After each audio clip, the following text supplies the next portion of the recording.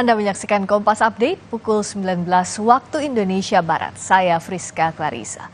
Saudara KPU Kabupaten Klungkung mendistribusikan logistik pemilu ke Kepulauan Nusa Ceningan dan Nusa Lembongan dengan menggunakan kapal cepat. Pengiriman dipercepat untuk mengantisipasi cuaca buruk.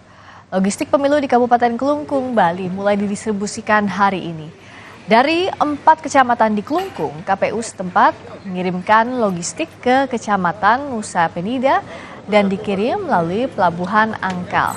Pengiriman dipercepat untuk mengantisipasi cuaca buruk.